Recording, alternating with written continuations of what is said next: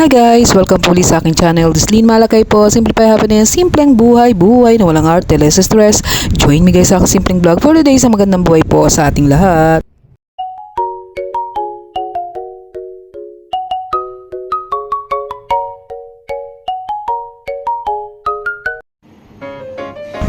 So ito nga guys, ayan, nandito po tayo sa aming second floor. So dito po akong aking laundry area. So aayusin ko tong aking mga munting halaman dito. Although hindi po ito perfect yung aking munting ngayon, taniman dito sa aming second floor. So ayusin ko po ito. So pag day off ko lang po talaga ito na aayos ng bongga. So pasensya na po kung may maingay sa ating ayan, voice over. So nagbo-voice over lang po ako kasi nga may mga nagpapatugtog po dito. Ayan po yung ating tiklupin.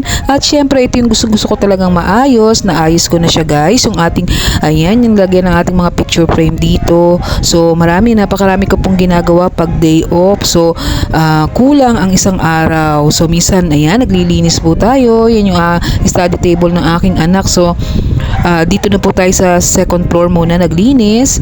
At ayan, ang ating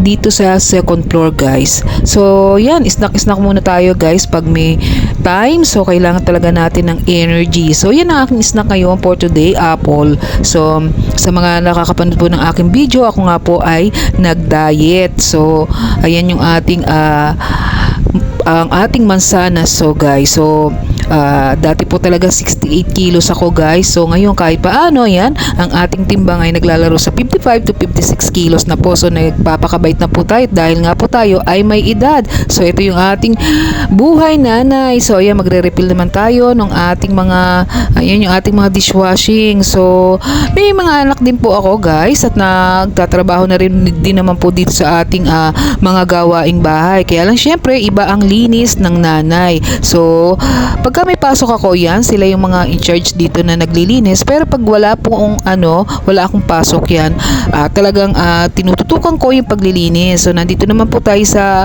ating ibaba. So sa mga hindi pa po nakakapanood ng aking channel, so dito nga po sa Valenzuela ay binabaha. So ayan, nagpagawa po tayo, nagpatambak po tayo dito sa ating ibaba. Kung tutusin po, wala na po sana ako dito na mga sala set. Kaso nga po, yung aking anak na eldest bumili. Pinani ko na po sa second floor yung mga upuan. So ayan ang gusto niya, bumili siya. So muntik-muntik na naman tayong inabot noong bahaan. So ayan yung niluto nung anak ko na bunso, niluto niya yan, dinner natin for tonight. So ayan nga, inabot na tayo na naman ng gabi sa ating mga paglalaba at pagtitiklop. Ito po talaga yung isa sa kumakain sa aking oras. So yan, dito naman tayo maglilinis sa itaas. Ayan sa ating third floor yung aking munting halaman dito. So pasensya na, madilim na yung ating video kasi nga gabi na ito guys. So talagang gusto ko tong tutukan guys, bunutin yung mga damo-damo na maliliit. So yan yung aking buhay bilang isang nanay. So yan, thank you po sa mga sumusuport na small YouTubers din po kagaya ko sa aking channel. So gusto ko talaga ito maayos guys. Ang nagdidilig dito yung aking anak na guys, pangatlo. So siya yung in charge dito na magdilig guys. So ayan, so madilim na guys. At ayan, tayo ay mag-aayos ng ating mga halaman dito at basura.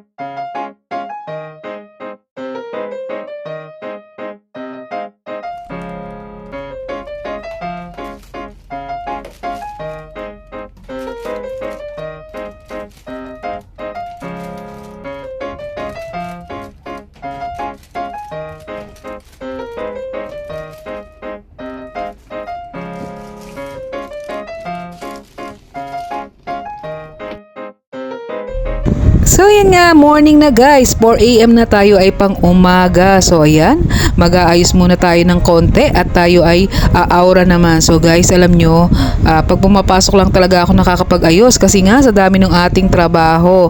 So ayan guys, nakapag-retouch na tayo ng konti. So thank you for watching. Tayo ay pang umaga. So mamaya ng hapon tayo makakauwi. So yan, naglalagay lang tayo ng konting-konting blush on, eyeshadow para naman tayo ay ayan, presentable sa ating trabaho. So magandang buhay po. Thank you for watching guys.